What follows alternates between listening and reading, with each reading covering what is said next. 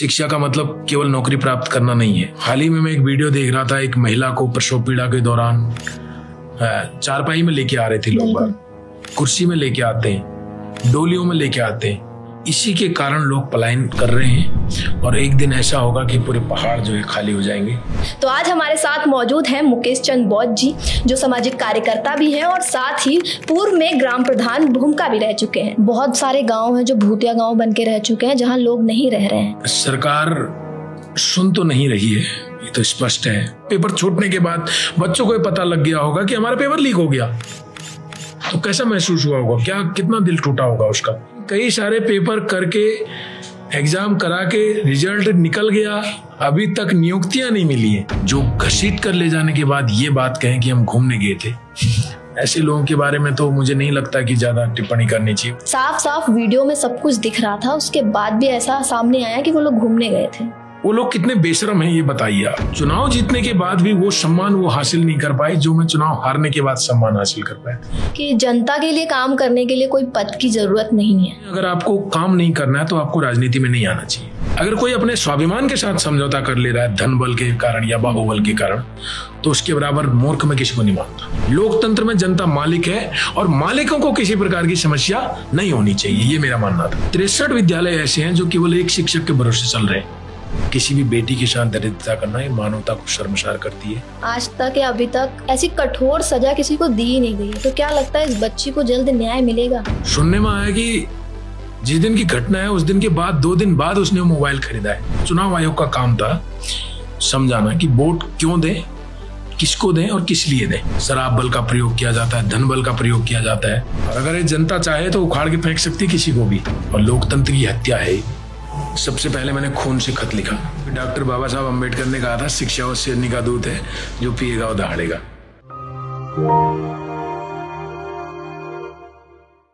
नमस्कार दोस्तों, स्वागत है आपका न्यूज़ 31 पॉडकास्ट में, जहां हम बात करते हैं जमीनी मुद्दों की, गांव की सच्चाई की और उन लोगों की जो बदलाव लाने की बस सोच ही नहीं रखते हैं बल्कि उसको आगे बढ़ाने के लिए कदम भी उठाते हैं। तो आज हमारे साथ मौजूद हैं मुकेश चंद बौद्ध जी, जो सामाजिक कार्यकर्ता भी हैं और साथ ही पूर्व में ग्राम प्रधान भूमिका भी रह चुके हैं। सर, बहुत बहुत स्वागत है आपका हमारे इस पॉडकास्ट। बहुत बहुत धन्यवाद।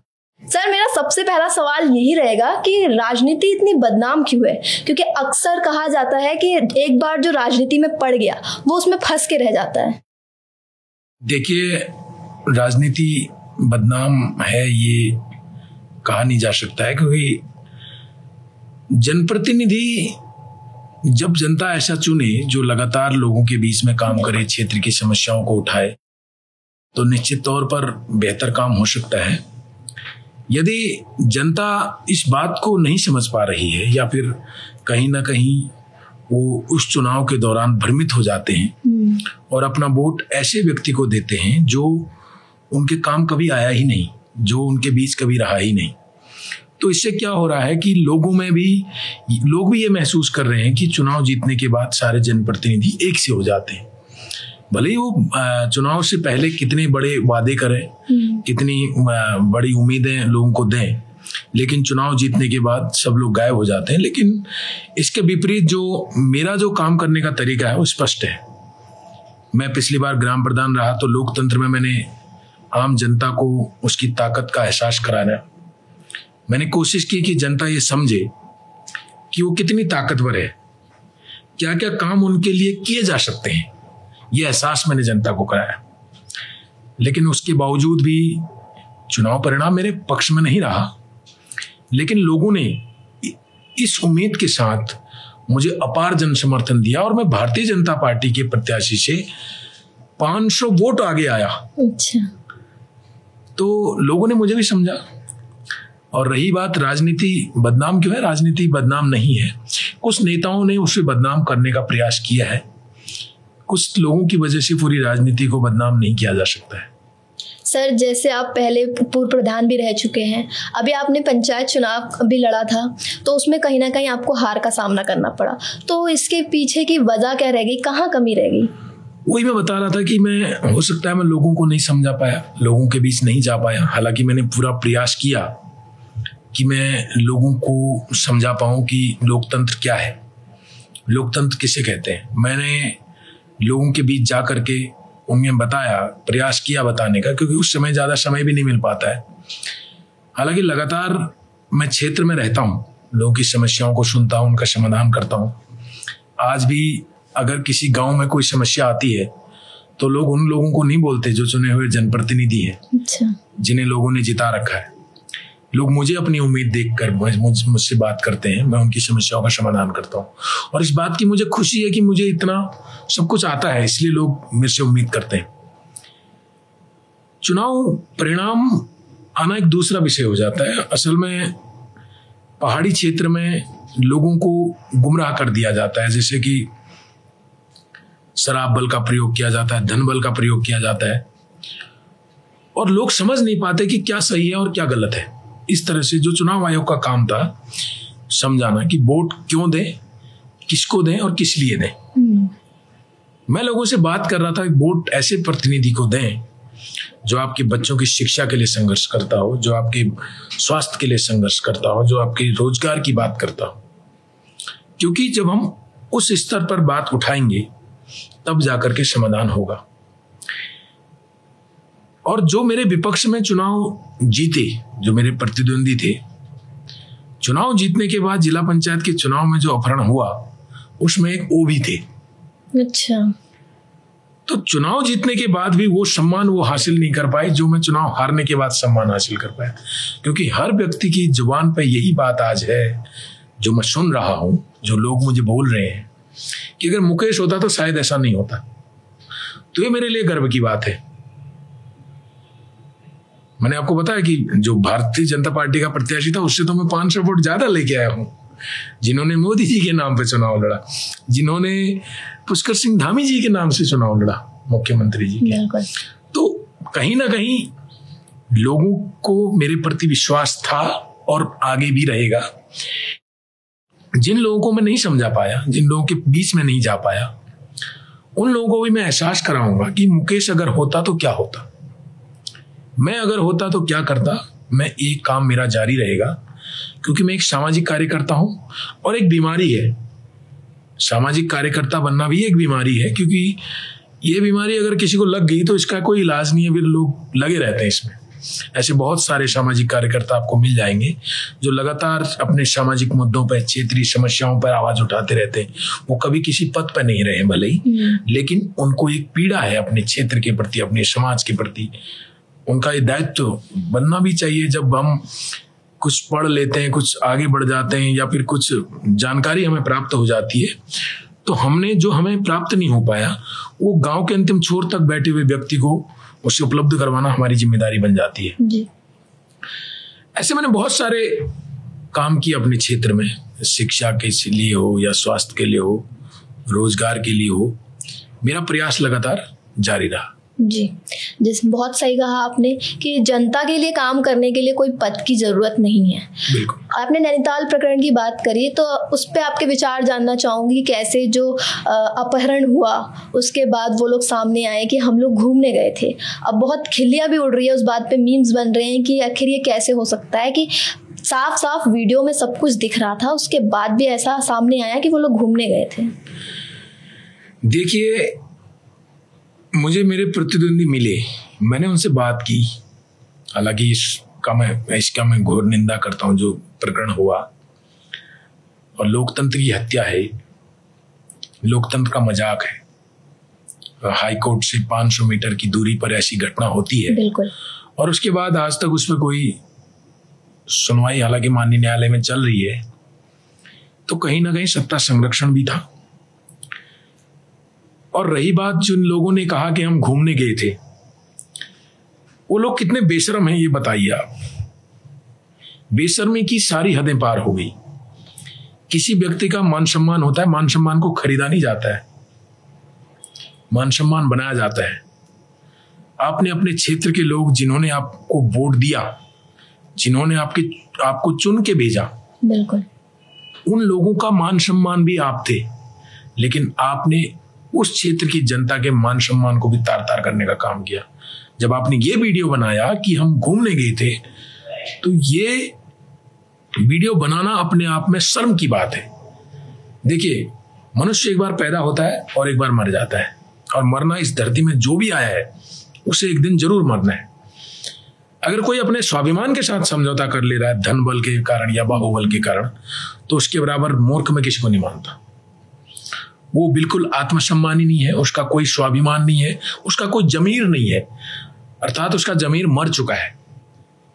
और ऐसे लोगों से बात करना, ऐसे लोगों के बारे में सोचना जो घसीट कर ले जाने के बाद ये बात कहें कि हम घूमने गए थे, ऐसे लोगों के बारे में तो मुझे नहीं लगता कि ज्यादा टिप्पणी करनी चाहिए। वो उन्हीं की आत्मा जाने क्या रहा। बिल्कुल सर, वापस आते हैं।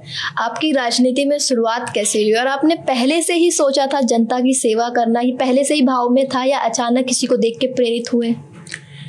मैं आपको बताऊं, मैं 9th में पढ़ता था। अच्छा। तो मेरे पिताजी एक्सपायर हो गए। तो मेरे पिताजी जब मैं स्कूल पढ़ता था तो मुझे 15 अगस्त हो, 26 जनवरी हो, तो मुझे भाषण लिख के दिया करते थे। मैं स्कूल में जाता था तो उन भाषणों को करता था, मतलब याद करके ले जाया करता था। पिताजी के एक्सपायर होने के बाद जीवन में बहुत ज़्यादा उठापटक हुई, बहुत ज़्यादा संघर्ष किया। और उसके बाद जब मैं हल्द्वानी में आया, कुछ सामाजिक लोगों के साथ मिला। उन लोगों ने मुझे एक सामाजिक संगठन में जोड़ा और मुझे जिम्मेदारियां दी। उसके बाद मुझे लगा कि जितना जितना मैं अध्ययन करता रहा, क्योंकि शिक्षा का मतलब केवल नौकरी प्राप्त करना नहीं है और अन्य सारी चीजें की जानकारी लेना, सब कुछ मैं देखता रहा कि किस तरह सामाजिक गतिविधियां हो रही हैं, किस तरह राजनीतिक गतिविधियां हो रही हैं। एक चेतना आई मन में कि हमें अगर राजनीति में जाना है तो सबसे पहले तो हमने सामाजिक संगठन की शुरुआत की, लोगों के मुद्दे उठाए, लोगों की समस्याओं के समाधान किए। तो कुछ लोगों ने मुझे बताया कि मुझे राजनीति में आना चाहिए और राजनीति में आने के लिए सबसे पहले मुझे पहली सीढ़ी से शुरुआत करनी चाहिए। तो मैंने ग्राम प्रधान का चुनाव लड़ा। ग्राम प्रधान का चुनाव लड़ा एक 25-26 साल के युवा ने। तो गांव में 25-26 साल का युवा मतलब चुनाव कम ही लड़ते हैं। बिल्कुल। मैं जीत भी गया, ग्राम प्रधान बना और मैंने अपने आप को स्थापित किया। जैसे कि प्रधान बनने की बात ही आ गई है या फिर इस क्षेत्र का आपने सवाल ही पूछा है, तो हमारे गांव में सड़क नहीं थी। 5 किलोमीटर दूर हम पैदल जाते थे और एक बड़ा मतलब बुरा लगता था जब हम हल्द्वानी से जा रहे हैं, 5 बजे पहुंचे तो 2 घंटे हमें पैदल चलने में लगते थे, बहुत दूर जाना पड़ता था। तो बहुत सारे बच्चों, बहुत सारे बुजुर्ग, महिलाएं या फिर प्रसव पीड़ा के दौरान बहुत सारी दिक्कतों का सामना करना पड़ता था जब कोई ऐसी घटना होती थी। तो मैंने ठाना कि जब मैं राजनीति में आ ही गया हूं तो सबसे पहला मेरा प्रकरण यही रहना चाहिए। तो मैंने पहली ही बैठक में सबसे पहले मैंने खून से खत लिखा। अच्छा। खून से खत लिखा प्रधानमंत्री को और देश के प्रधानमंत्री को और प्रदेश के मुख्यमंत्री को। उसके बाद क्योंकि मैं प्रैक्टिकली आदमी हूं, मैं प्रैक्टिकल पर भरोसा करता हूं, तो मैंने देखा कि ऐसे भी काम नहीं चलेगा। प्रधानमंत्री ग्राम सड़क योजना के तहत हमारी सड़क लंबित थी। उसमें मैंने क्या किया, एक आरटीआई लगाई कि मामला कहां पर लंबित है।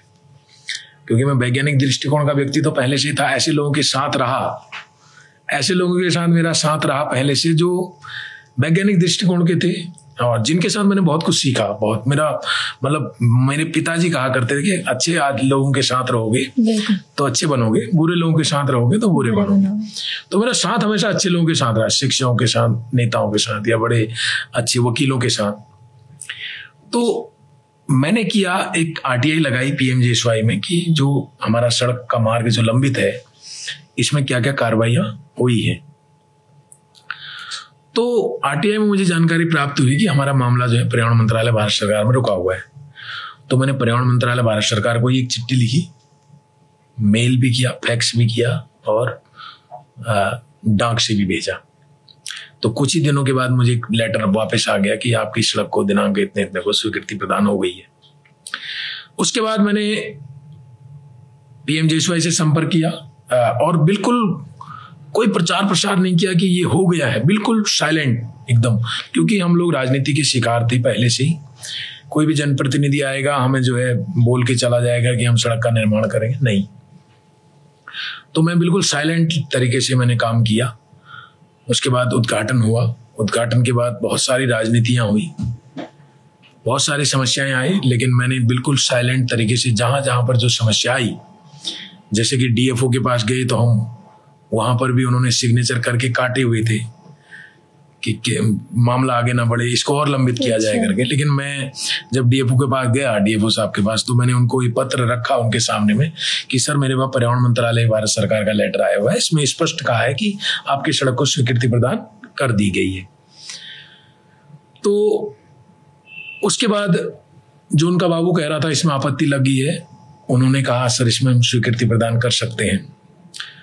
तो इस तरह से मैंने अपने सड़क के मार्ग को स्वीकृति दिलाई। और इसी तरह मैंने कई सारे अनेक कार्यक्रम किए अपने गांव में। हालांकि मैं चुनाव तो मेरे पक्ष में नहीं रहा, लेकिन मैं फिर भी आपके माध्यम से बताना चाहता हूं, मैंने लोकतंत्र को, ताकत को लोगों को बताने का काम किया। हमारे क्षेत्र में आधार कार्ड के लिए लोग परेशान हो रहे थे। लोगों का क्या था कि पेंशन नहीं आ रही थी, विधवा पेंशन, वृद्धा पेंशन, विकलांग पेंशन और पीएम किसान सम्मान निधि। लोगों ने मुझे बताया कि हम लोग आधार कार्ड अपडेट कराने के लिए हल्द्वानी जाते हैं या धारी जाते हैं या खंचो जाते हैं। जब मुझे जानकारी प्राप्त हुई तो लोग इतने परेशान हैं, गाड़ियों को बुक करके ले जा रहे हैं, वहां काम नहीं हो रहा है, बहुत ज्यादा भीड़ हो रही है। मैं जिला अधिकारी के पास जा करके वहां से आदेश करा के लाया कि प्रत्येक गांव में कैंप लगाए जाए आधार कार्ड अपडेट की। तो उसके बाद प्रत्येक गांव में आधार कार्ड अपडेट कैंप लगे, लोगों को सुविधाएं मिली। लोग इस बात को समझे कि मुकेश ने ये काम किया है। आज मुझे इस बात की खुशी है कि मेरे गांव में, मेरे क्षेत्र में लोग आधार कार्ड कैंप लगा रहे हैं। सीधे जो सीएससी सेंटर चलाते हैं, संचालक हैं, वो सीधे एसडीएम साहब को फोन करते हैं, एसडीएम साहब से निवेदन करते हैं कि हमारे गांव में आधार कार्ड का कैंप लगना है, और तुरंत कैंप लग जा रहा है। ये अच्छी बात है। लेकिन उससे पहले लोग भीमताल आते थे, हल्द्वानी आते थे, धारी आते थे। मतलब मैंने लोकतंत्र में ताकत दिखाई, ताकत बताई लोगों को कि आपकी ताकत क्या है। इसी तरह शिक्षकों की जैसे मैंने समस्या उठाई, आरटीआई लगाई और उसके माध्यम से प्राप्त जानकारी को अधिकारी कर्मचारियों के बीच रखा, विधायक जी के बीच रखा और प्रदेश के जो हमारे शिक्षा मंत्री थे उनके बीच रखा। मैंने कहा कि ओखलकांडा ब्लॉक में 164 विद्यालयों में 63 विद्यालय ऐसे हैं जो केवल एक शिक्षक के भरोसे चल रहे हैं। और उसके बाद क्या हुआ, सरकार ने भर्ती निकाली, बहुत सारे युवाओं को रोजगार मिला, बहुत सारे लोग शिक्षक बने। उसके बावजूद कई सारे विद्यालय फिर भी ऐसे थे जहां फिर शिक्षकों की कमी थी। उसके लिए भी मेरा प्रयास जारी रहा और मुझे आश्वासन मिलता रहा कि प्रमोशन होने के बाद हम आपको शिक्षक उपलब्ध करवाएंगे। हालांकि वो मामला भी अभी तक लंबित है, अभी तक शिक्षक प्राप्त नहीं हो पाए। तो कहने का मतलब ये है कि लोकतंत्र में अगर आप एक ऐसे जनप्रतिनिधि का चुनाव करते हो जो काम करता हो, जिसे अपनी ताकत का एहसास हो, लोकतंत्र में चुने हुए जनप्रतिनिधि की बराबर ताकत किसी को नहीं है। अगर वो अपनी ताकत को पहचाने, वो अपनी नियमावली को जाने समझे, तो बहुत कुछ किया जा सकता है। इसी तरह मैंने अपने गांव में, अपने क्षेत्र में आंखों का कैंप लगाया, स्वास्थ्य शिविर लगाए, बहुउद्देशीय शिविर लगाए और बैंक के कैंप। बैंक का कैंप कहीं नहीं लगता है। मैंने अपने क्षेत्र में बैंक के कैंप लगाए, अपने गांव में बैंक का कैंप लगाया, ताकि लोगों को किसी भी समस्या के लिए, लोकतंत्र में जनता मालिक है और मालिकों को किसी प्रकार की समस्या नहीं होनी चाहिए, ये मेरा मानना था। तो बहुत सारे ऐसे काम किए और उसी की बदौलत लोगों ने इतना विश्वास भी जताया। और मेरा पहला चुनाव था जिला पंचायत का। तो मुझे लगता है कि अगर मैं इस तरीके से काम नहीं करता तो शायद मुझे इतने वोट मिल पाते हैं। 1800 वोट मिलना बहुत आसान नहीं है, वो भी जिला पंचायत के चुनाव में। तो कई सारे मामले उठाए, हरिनगर का प्रकरण हो, मालिकाना हक का मामला हो या फिर आपदा का मामला हो, मतलब अपने क्षेत्र की जितनी भी समस्याएं हैं, जिसको भी समस्या आई, भले ही कोई हॉस्पिटल में भर्ती हो, ब्लड से संबंधित समस्या हो, किसी की देख रेख नहीं हो रही हॉस्पिटल में, वहां से कोई समस्या आती है, तो मैं हमेशा तैयार रहता हूं, तैयार रहता था और तैयार रहूंगा।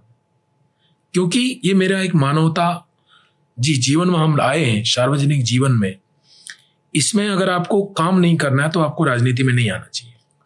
मैं तो लोगों से यही कहता हूं, और जितने भी लोग चुनाव लड़ रहे थे, जिन्होंने मेरे से पूछा कि हमें चुनाव लड़ना चाहिए कि नहीं लड़ना चाहिए, उन सभी से मैंने यही बोला, मैंने कहा चुनाव आप लड़िए जरूर, लेकिन चुनाव इसलिए लड़िए कि आप काम करें, इसलिए नहीं लड़िए कि हमारा नाम हो जाए और हम जनता को भी गुमराह करें और हम भी गुमराह रहें।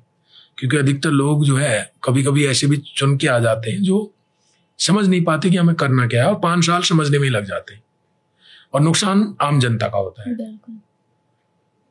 अब हमारे वाले प्रकरण में क्या है कि अभी भी जो है हमारे चुने हुए जनप्रतिनिधि, जिनको लोगों ने वोट दिया, जिन्होंने समर्थन दिया, चुनाव से पहले बड़ी बड़ी रैलियां निकाल लेंगे, खूब शराब पिलाएंगे, खूब पैसा बांटेंगे। जबकि आप एक जिम्मेदार नागरिक बनने जा रहे हो, आपको इस तरह की हरकतें नहीं करनी चाहिए जिससे कि आने वाली पीढ़ी में गलत प्रभाव पड़े, हमारे बच्चों में गलत प्रभाव पड़े। लेकिन उसके बावजूद भी आप ऐसा काम करते हैं, और जीतने के बाद आपने धन्यवाद रैली निकालनी चाहिए थी, नहीं निकाली, क्योंकि इसमें आपका पैसा खर्च हो जाएगा। पहले आप कर सकते हैं लेकिन बाद में नहीं कर सकते। लेकिन मैं अगर होता तो मैं गांव गांव जाकर धन्यवाद रैली निकालता और लोगों का आभार व्यक्त करता। उसके बावजूद भी मैं जिस गांव में भी गया, कई सारे गांवों में गया, हालांकि मैंने उसका प्रचार प्रसार नहीं किया, बहुत सारे लोगों से मिला और उनका धन्यवाद अदा किया, वीडियो के माध्यम से भी और लोगों के बीच पहुंच के भी। ये मेरी एक जिम्मेदारी बनती है, लोगों ने मेरे को भरोसा कर रखा है। और मैं आपको बता दूं, आज भी अगर गांव में या क्षेत्र में किसी को कोई समस्या आती है तो लोग मुझे ही फोन करते हैं कि ऐसी ऐसी समस्या, इसका समाधान कैसे होगा। तो मुझे गर्व है इस बात का कि लोग आज भी मेरे ऊपर भरोसा करते हैं, और एक खुशी की बात है मेरे लिए। भरोसा जीता है आपने जनता का। बिल्कुल। सर, आपने सड़क की बात करी, तो अक्सर पहाड़ों में ऐसा देखा जाता है, सड़क की समस्याएं, पानी की, बिजली की, ये समस्या, खासकर सड़क की। सड़क आज भी कई गांवों तक नहीं पहुंच पाई है, जिसकी वजह से काफी तकलीफें होती हैं। देखिए, जहां तक बिजली की बात है, लगभग गांव में पहुंच चुकी है। हाँ, थोड़ा अव्यवस्थाएं हैं, सरकार ने सारा जो है निजीकरण तो कर ही दिया है, उससे भी नुकसान हो रहा है। जो कर्मचारी रखे गए हैं उनकी मॉनिटरिंग ढंग से नहीं होती है। और रही बात सड़क की, और ऐसे कई सारे गांव हैं जहां पर सड़क नहीं है।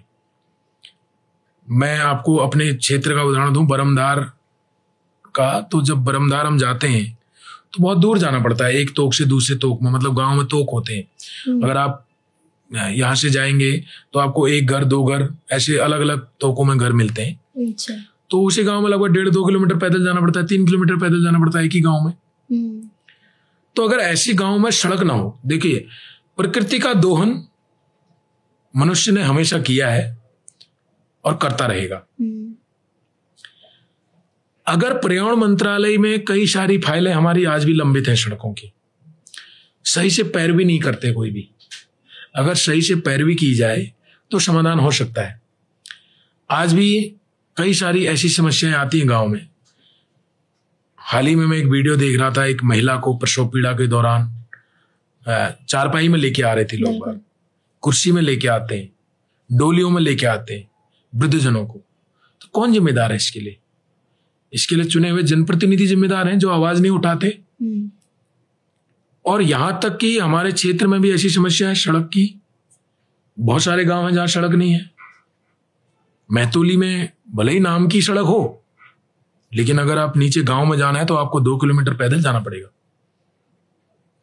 और रही बात स्वास्थ्य की, वहां पर आपको अस्पताल नहीं मिलेंगे।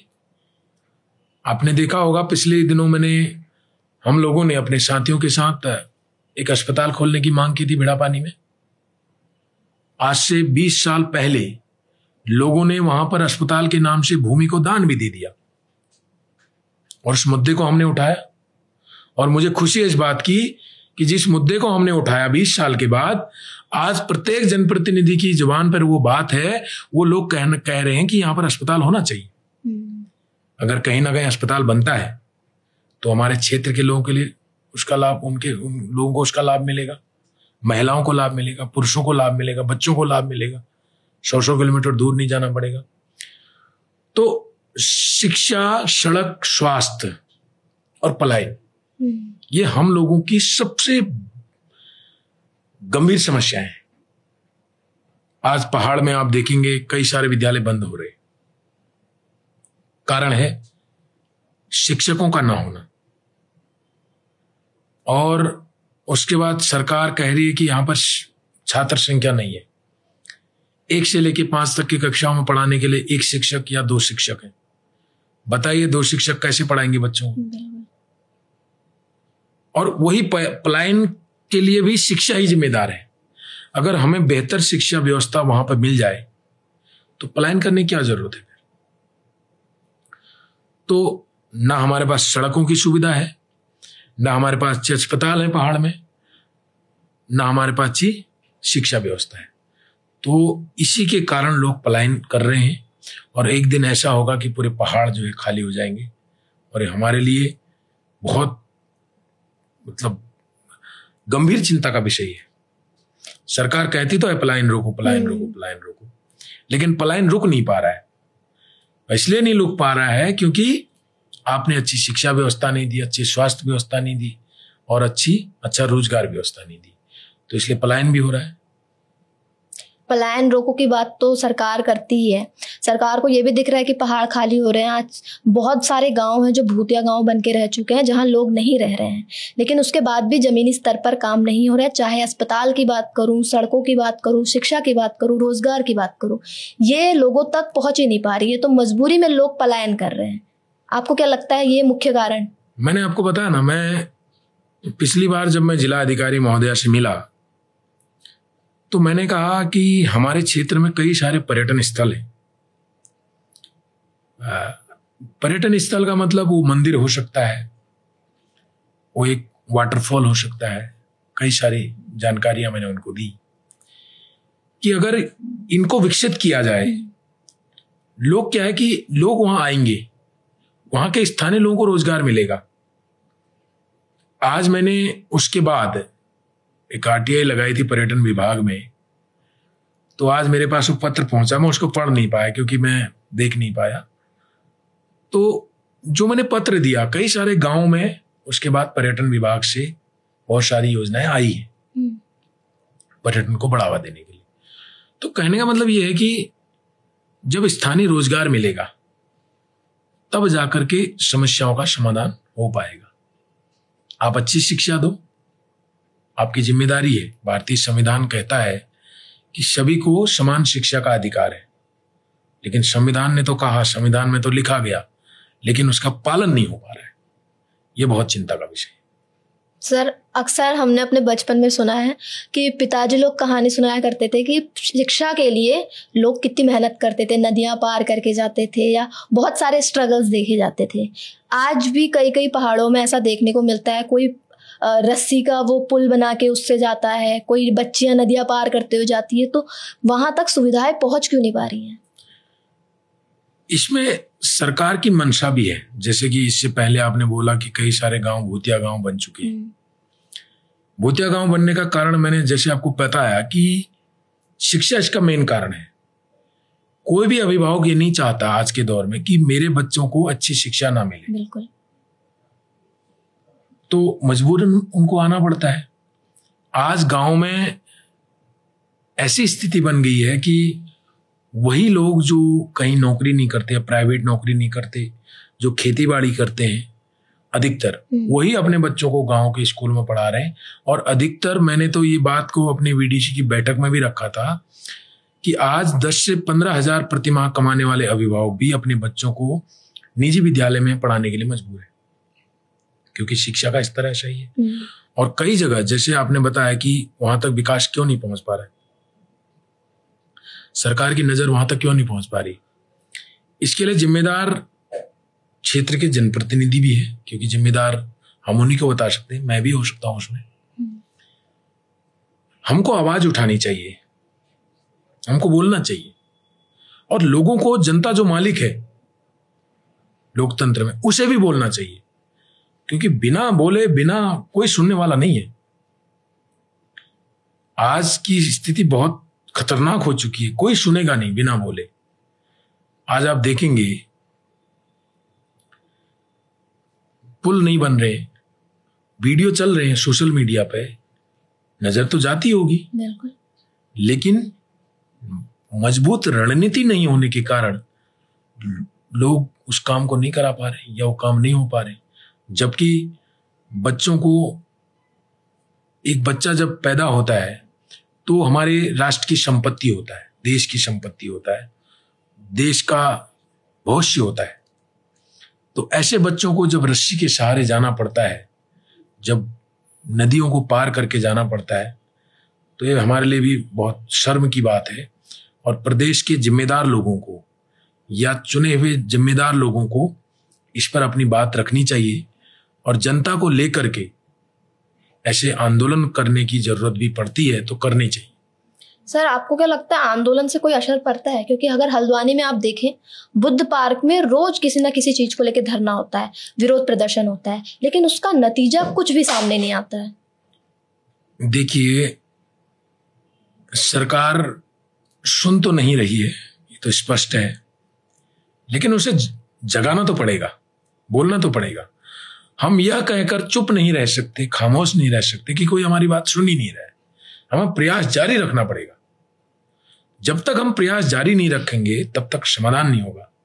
समाधान के लिए हम प्रयास ही तो कर सकते हैं, लोकतांत्रिक अधिकार है हमारा। बिल्कुल। उसके अलावा कोई रास्ता है भी नहीं, उसके अलावा कोई रास्ता भी तो नहीं है। तो हालांकि जिम्मेदार लोगों को सुनना चाहिए, क्योंकि उनको ये नहीं समझना चाहिए कि हम मालिक बन गए, और अगर ये जनता चाहे तो उखाड़ के फेंक सकती किसी को भी। तो मालिक नहीं बने हैं। किसी भी व्यक्ति को, किसी भी जनप्रतिनिधि को, चुने हुए लोगों को इस बात पर चिंतन करना चाहिए कि हमें लोगों ने चुन रखा है तो हमारी जिम्मेदारी बनती है उनकी समस्याओं का समाधान करना। आए दिन धरना प्रदर्शन होते हैं, लोग इस बात को अगर कहेंगे नहीं तो समाधान कैसे होगा? कहना तो पड़ेगा, बोलना तो पड़ेगा, बोल के ही समाधान होगा, और तो कोई रास्ता भी नहीं है। पर सरकार तो शायद अभी अंधी गूंगी जैसी हो गई है, क्योंकि कुछ सुनती है नहीं। अगर अब हल्द्वानी की सड़कों का हाल देख ले, पहाड़ों की सड़कों का हाल हमने जिक्र किया है, हल्द्वानी की सड़कों का हाल देख रहे, पूरी सड़कों में कैमरे लग गए हैं जगह जगह पे, लेकिन वो कैमरे में लोग बिना हेलमेट के तो दिख रहे हैं, लेकिन वो सड़क टूटी हुई नहीं दिखाई दे रही है। यही तो दुर्भाग्य है। असल में क्या है कि जब विभागीय कर्मचारियों से हम बातचीत करते हैं तो उनका कहना होता है कि हमारे पास बजट का अभाव है। आखिर बजट जा कहां रहा है फिर? तो कहीं ना कहीं इसमें भ्रष्टाचार भी दिखता है, क्योंकि अगर एक बार सड़क बनती है तो कम से कम 2 साल 3 साल तो चलनी चाहिए। बिल्कुल। और उसके बावजूद मॉनिटरिंग भी होनी जरूरी है। आपने नाले नहीं बनाए, पानी रुका और सड़क टूट गई। सड़क को टिकाऊ रखने के लिए आपके पास पर्याप्त नालों की भी आवश्यकता है और अच्छी क्वालिटी की आवश्यकता है। आप अच्छी क्वालिटी नहीं दे रहे हैं, उसकी मॉनिटरिंग नहीं कर रहे हैं, तो कहीं ना कहीं उसका नतीजा तो ये होना ही है। और ये लोग कहते हैं कि हमारे पास बजट ही नहीं है। तो ये बड़े दुर्भाग्य की बात है। और जब तक अच्छे लोग राजनीति में नहीं आएंगे, लोग कहते हैं राजनीति गंदी चीज है, नहीं आना चाहिए, जब तक अच्छे लोग राजनीति में नहीं आएंगे तब तक राजनीति सुधरेगी नहीं। जब तक मैं एक देश का नागरिक हूं, मेरी जिम्मेदारी बनती है अच्छा काम करना, जब तक मेरे अंदर ये भावना नहीं आएगी, जब तक प्रत्येक व्यक्ति के मन में ये भावना नहीं आएगी, तब तक समाधान नहीं हो पाएगा। इसलिए प्रत्येक व्यक्ति को ये सोचना चाहिए, जैसे वो अपने परिवार के लिए मेहनत करता है, अपने बच्चों के लिए मेहनत करता है, वैसे देश के लिए मेहनत करिए, उन कामों के लिए मेहनत करे, तो शायद ये संभव हो पाएगा। और ये सारी चीजें अपने आप में लाना, ये बहुत बड़ी बात है जी। आज के युवाओं को कैसे देखते हैं? क्योंकि आपने पंचायत चुनाव में देखा होगा, हर सीट में कहीं ना कहीं बहुत कम कम उम्र के बच्चे जो है लड़े भी और जीते भी। और साथ ही अगर मैं बात करूं, जैसे जनता को पहले गुमराह कर लेते थे, जनता बेवकूफ़ बन जाती थी किसी ना किसी लालच से और वो प्रतिनिधि चुन लेती थी। तो क्या आज की जनता भी पहले जैसी है या अब जागरूक हो गई है? थोड़ा सा जागरूकता तो आई है, लेकिन इतनी ज्यादा नहीं आई है जितनी आनी चाहिए थी, क्योंकि जनता सवाल नहीं कर रही है। सवाल करना चाहिए।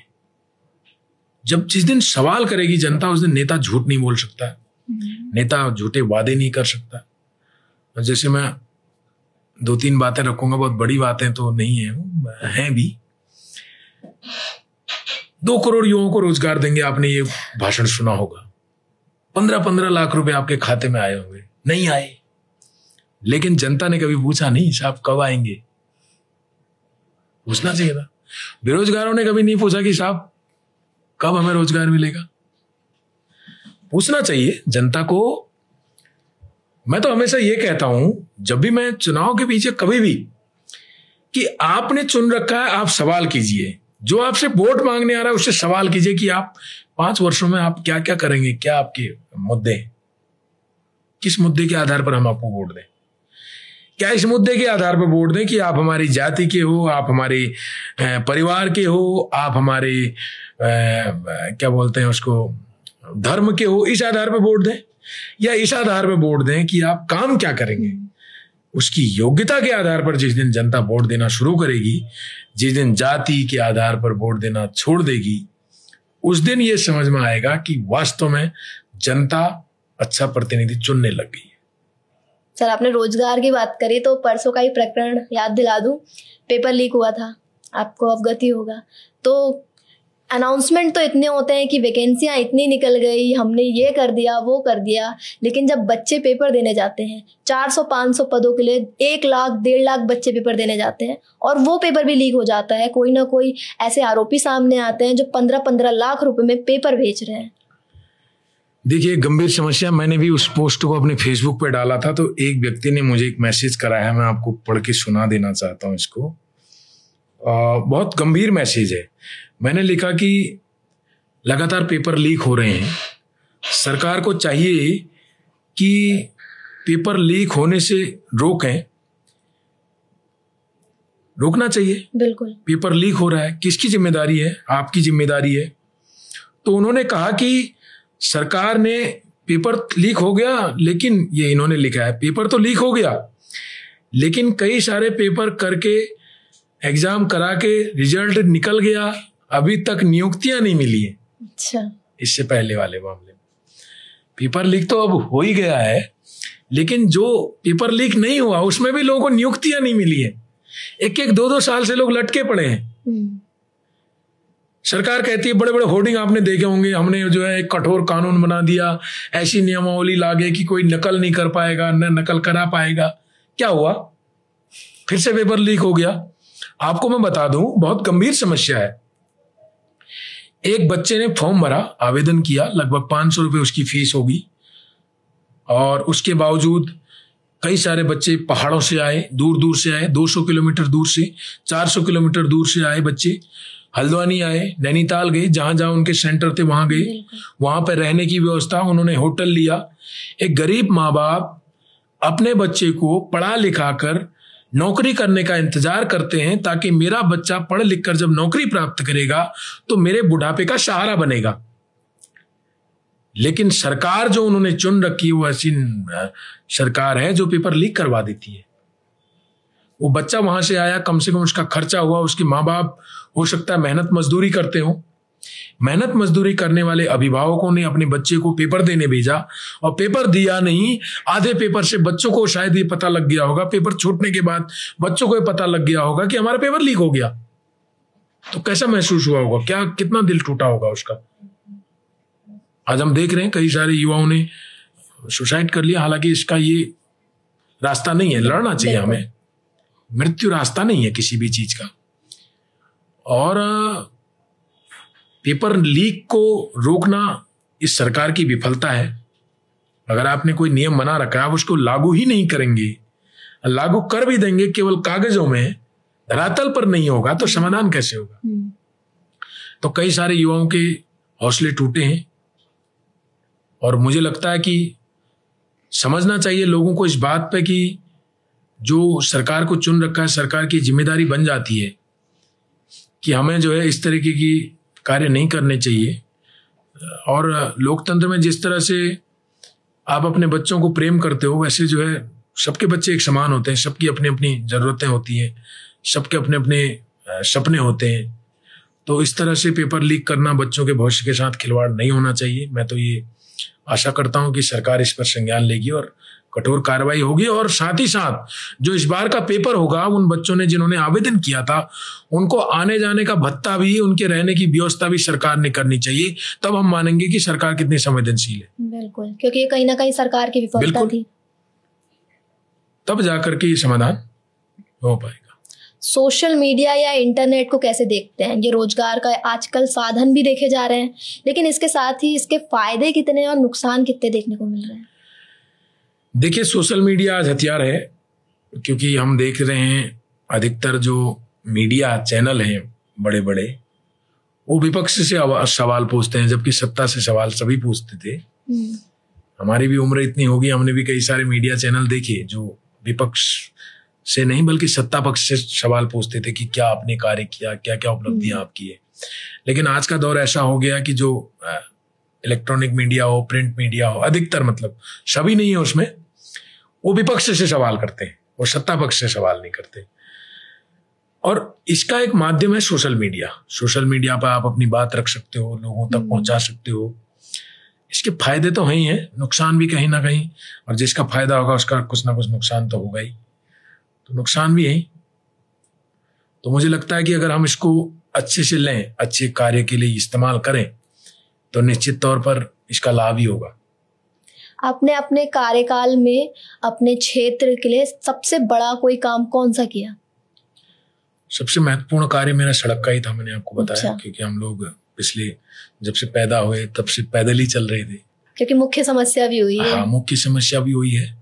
और क्षेत्र के लिए कई सारे महत्वपूर्ण कार्यों को करने के लिए हमेशा प्रयास किया, संघर्ष किया।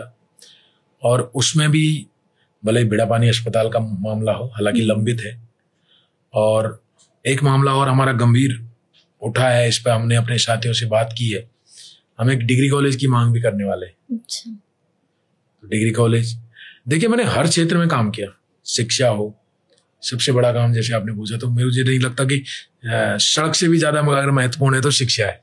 मैं क्षमा चाहूंगा उस पर, क्योंकि शिक्षा के लिए मैंने बहुत काम किया, शिक्षा के लिए मैंने बहुत संघर्ष किया और कोशिश की कि प्रत्येक गांव में शिक्षक हो, केवल अपने गांव में नहीं, प्रत्येक गांव में जहां जहां समस्या है। जैसे मेरे गांव के बच्चे हैं वैसे वो गांव के बच्चे भी हैं। जितना अधिकार उनका है उतना उनका भी है। और जितना मेरे को नॉलेज है, जितना मेरे को आइडिया है, जितना मैं जानता हूँ, तो वो सभी के काम आना चाहिए, ऐसा मेरा मानना है। स्कॉट भत्ते के लिए, स्कॉट भत्ते के लिए भी मैंने प्रयास किया। और बहुत सारे बच्चों को स्कॉट भत्ता मतलब स्कॉलरशिप होता है, ये भी गांव के लोगों को पता नहीं था। अगर आपका बच्चा 1 से लेकर 5 तक पढ़ता है, मतलब प्राइमरी एजुकेशन, और 1 किलोमीटर से ज्यादा जाता है, दूर जाता है पैदल, तो उसको स्कॉट भत्ता मिलता है। और अगर 6 से 8 तक पढ़ने वाला बच्चा अगर 3 किलोमीटर से ज्यादा जाता है तो उसको भी स्कॉट भत्ता मिलता है। और 9-10 में पढ़ने वाले बच्चे अगर 5 किलोमीटर से ज्यादा दूर जाते हैं, पैदल जाए, गाड़ी में जाए, जैसे भी जाए, तो उनको भी स्कॉट भत्ता मिलता है। पहाड़ में गाड़ियां तो है नहीं, पैदल ही चलना पड़ता है। तो स्कॉट भत्ते के लिए भी मैंने प्रयास किया और शिक्षा के लिए प्रयास किया और हॉस्पिटल के लिए प्रयास किया ही। अब हमारी मांग है डिग्री कॉलेज की। डिग्री कॉलेज के लिए हम बहुत जल्दी जो है, पहले शुरुआत में ज्ञापन ही देना होता है, फिर प्रदेश के मुखिया से मिलेंगे, ऐसा मेरी लोगों से बातचीत हुई है, क्योंकि समस्याओं का समाधान तो कराना ही पड़ेगा। बिल्कुल। और आवाज उठानी पड़ेगी, आवाज कहीं से उठती है। तो ऐसा मेरा मानना है कि हमने शिक्षा के लिए बेहतर काम किया। तो सर, आपको बचपन की लाइफ ज्यादा अच्छी लगती है या अभी की लाइफ ज्यादा अच्छी लगती है? अभी की लाइफ बहुत अच्छी है। अच्छा, आपको बचपन की लाइफ अच्छी नहीं लगती? अब बचपन में इतना मेरा जीवन जो है ना, मैंने आपको बताया 9th में पढ़ता था, पापा एक्सपायर हो गए, तो बचपन तो देखा ही नहीं। वो तो है जी। बचपन की याद भी नहीं अब, क्योंकि 9th में पढ़ने वाले बच्चे के ऊपर जिम्मेदारी आ गई, तब से जो है अब तक जिम्मेदारियों से ही जूझ रहे। और भले ही वो सामाजिक जिम्मेदारी हो, पारिवारिक जिम्मेदारी हो, ये लगातार जो है चलते रहती है। और बचपन में जब पिताजी का साया ही उठ गया तो फिर बहुत सारा दिक्कतों का सामना करना पड़ा, बहुत सारी समस्याएं झेलनी पड़ी जी। तो ये कह सकते हो कि बचपन से ही संघर्ष शुरू हो गया था जी। तो अगर मैं बात करूं पहाड़ के जीवन की और मैदानी जीवन की, तो सरल कहाँ का है? पहाड़ का जीवन बहुत सरल है, लेकिन अच्छा, मैंने आपको बताया ना, न शिक्षा है, न स्वास्थ्य है, न रोजगार है। अच्छा, करेंगे क्या पहाड़ में? इस तरीके से अब वहां कुछ है ही नहीं, तो इसलिए प्लेन्स में रहना पड़ा, इसलिए शहर में रहना पड़ा, क्योंकि बच्चों को अच्छी शिक्षा देनी है। हमारे लिए रोजगार की व्यवस्था नहीं पहाड़ में, इसलिए शहर की तरफ हमें आना पड़ा। नहीं तो पहाड़ में अपने परिवार में रहना, सारे लोगों के मिल के रहना, किसी प्रकार की कोई टेंशन नहीं। यहाँ तो पानी से लेकर के सब कुछ खरीद के ही लेना है। पहाड़ का जीवन बहुत आसान होता है शहर के मुकाबले में। अच्छा, आपके गुरु कौन है जिनसे प्रेरणा मिलती है आपको? मेरे बहुत सारे गुरु हैं, किसी का नाम रह जाएगा तो फिर कोई नाराज हो जाएगा। जैसे आपको हमेशा जमीनी स्तर पे ज्यादा देखा गया है, जनता के बीच देखा गया है, समस्याओं में आप हमेशा खड़े मिलते हैं, तो जनता की सेवा करके अनुभव कैसा मिलता है, कैसा लगता है? एक सुकून मिलता है। अब जैसे अभी आपने देखा बागजाला वाले आंदोलन कर रहे थे, तो पिछली बार भी गया था और उसके बाद बागजाला भी गया था जी, उसके बाद बुद्ध पार्क में भी गया जी। मेरी एक सामाजिक जिम्मेदारी, मैंने आपको बोला ना, अगर सामाजिक जीवन जीना है तो आपको समाज की समस्याओं को उठाना पड़ेगा। हरिनगर का मामला हो, मैं ये मानता हूं कि अपने स्तर से हमें कुछ ना कुछ जरूर करना चाहिए, ताकि कुछ तो हो, कुछ समाधान निकले। तो उसके लिए मुझे बहुत सुकून महसूस होता है कि मैं लोगों के काम आता हूं, मुझे अच्छा लगता है। बहुत बढ़िया। और ये मेरे को एक प्रेरणा भी है, मतलब लोगों के दुख सुख में सहारा करना बहुत ही अच्छा लगता है मुझे। तो अच्छा, आपकी हॉबी क्या है जो आपको बहुत ज्यादा पसंद हो? राजनीति। अच्छा, लोगों की सेवा करना, ये मेरी सबसे बड़ी हॉबी, और हमेशा आप मुझे देखेंगे भी इसी रूप में। मतलब शुरुआत ही यहीं 2014 से लेकर आज तक, लगभग जब से मैंने होश संभाला, लगातार लोगों की समस्याओं का समाधान करना। किसी बेटी के लिए अन्याय हो वहां पर खड़ा हो जाऊंगा, किसी की भूमि का मामला हो वहां पर खड़ा हो जाऊंगा, कहीं पे किसी के साथ गलत हुआ हो वहां पर खड़ा हो जाऊंगा। तो राजनीति में या फिर सामाजिक कार्यकर्ता बने रहना, ये मेरी हॉबी है। अच्छा, आपने महिलाओं की बात करी, जैसे बेटी सुरक्षा की बात की, तो अभी एक केस हाईलाइटेड बहुत ज्यादा हो रहा है, 2014 का केस। आपने जब से राजनीति में सफर शुरू किया तब का ही केस है ये, तो सुना ही होगा आपने, जो भी एक बच्ची का, पिथौरागढ़ बच्ची का केस चल रहा है। तो आपको क्या लगता है, इसमें हाई कोर्ट का फैसला अलग, सुप्रीम कोर्ट का फैसला, और इतने साल बाद भी आरोपी खुलेआम बाहर घूमता है? देखिए, जहां तक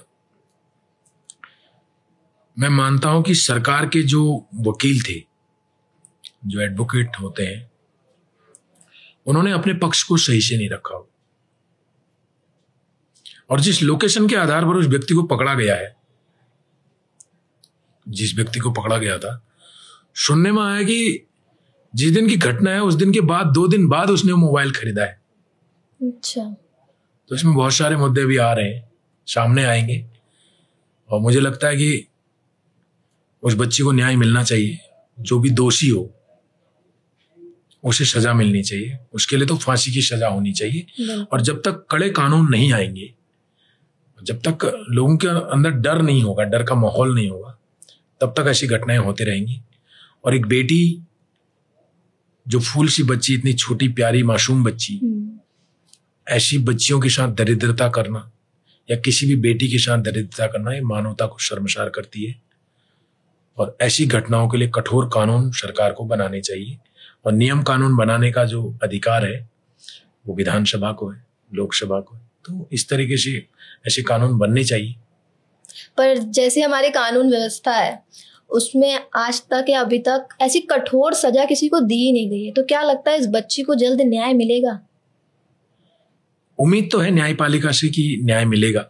हम न्यायपालिका से केवल उम्मीद कर सकते हैं, और माननीय न्यायाधीशों से हमारी यही अपेक्षा रहती है, क्योंकि जब भी कोई व्यक्ति, कभी किसी को कोई दिक्कत होती है तो वो न्यायपालिका से ही उम्मीद करता है, और मुझे लगता है कि न्याय मिलना चाहिए और मिलेगा, ऐसी संभावना है। हम भी आशा करते हैं कि उस बच्ची को जल्द से जल्द न्याय मिले और हमारी कानून व्यवस्था भी ठीक हो। बिल्कुल। तो हमारे पास आपके लिए कुछ मजेदार क्वेश्चन है, जिनका जवाब एक शब्द का भी हो सकता है, एक लाइन का भी हो सकता है। तो शुरू करते हैं। पहला सवाल मेरा ये है कि चुनाव जीतना आसान है या गांव को चलाना आसान है? गांव को चलाना आसान है। गांव को चलाना आसान जीतने है। के बाद सब अपनी मर्जी से काम करते हैं। अच्छा। मतलब गांव के लिए काम करना। हाँ, बिल्कुल। दूसरा सवाल मेरा ये है, एक योजना जो आप तुरंत लागू करना चाहते हो। शिक्षकों की व्यवस्था। अच्छा, शिक्षा के लिए आप लगातार तत्पर हैं। अच्छा, तीसरा सवाल है मेरा कि शिक्षा, स्वास्थ्य या रोजगार, आपकी इनमें से तीनों में से पहली चिंता क्या है? शिक्षा। क्योंकि डॉक्टर बाबा साहब अम्बेडकर ने कहा था शिक्षा वो शेरनी का दूध है, जो पिएगा वो दहाड़ेगा। बिल्कुल सही सर, शिक्षा रहेगी तो हर कोई अपने लिए लड़ सकता है। शिक्षा।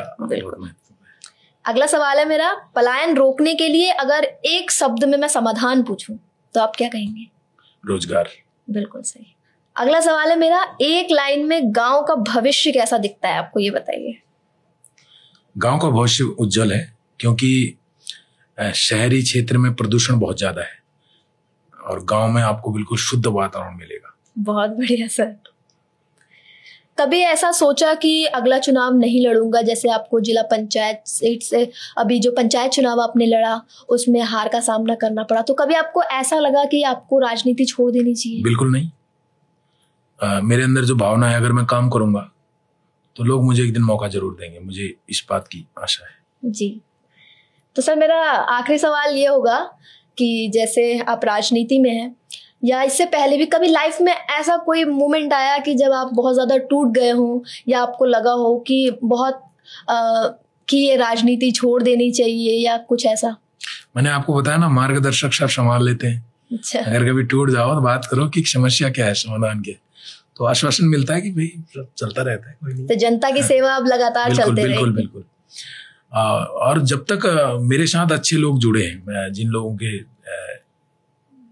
जो मेरे राजनीतिक गुरु हैं या जो मेरे सामाजिक गुरु हैं या गांव के जो लोग हैं, जिन लोगों को मेरे से उम्मीद है, जब तक ये लोग मेरे साथ हैं। मैं जब चुनाव हारा था, बहुत सारे लोग रो रहे थे, मैं उनको समझाया भाई चुनाव है, अंत थोड़ी है, ये तो शुरुआत है, ये तो चलेगा, कोई दिक्कत नहीं है। तो उन लोगों की उम्मीदों को मैं टूटने नहीं दूंगा और उन लोगों के लिए मुझे चुनाव लड़ना भी चाहिए। बिल्कुल, जो आपके साथ नहीं है उनके बारे में ना सोच के जो आपके साथ हैं, बिल्कुल, जो मेरे साथ नहीं है उनको भी मैं अपने साथ लाने का प्रयास करूंगा। ये भी मेरी जिम्मेदारी बन जाती है, ये भी मेरी जिम्मेदारी बन जाती है कि उनको भी ये समझाऊं कि अगर आप अच्छे प्रतिनिधि को चुनेंगे या मेरे जैसे प्रतिनिधि को चुनेंगे कि कैसी समस्याओं का समाधान हो। बिल्कुल, तो हमें आपसे ऐसी उम्मीद है कि आप लगातार जनता की ऐसी सेवा करते रहे और जनता के साथ खड़े रहे। बहुत बहुत धन्यवाद। मुझे उम्मीद है कि अच्छा लगा होगा आपको इंटरव्यू हमारा। तो ये थे हमारे साथ आज हमारे खास सामाजिक कार्यकर्ता मुकेश चंद बौद्ध जी। तो ऐसी खास बातचीत देखने के लिए देखते रहे हमारा न्यूज़ 31 का पॉडकास्ट। इस पॉडकास्ट में इतना ही, मिलते हैं अगले नए पॉडकास्ट में नए मेहमान के साथ। धन्यवाद।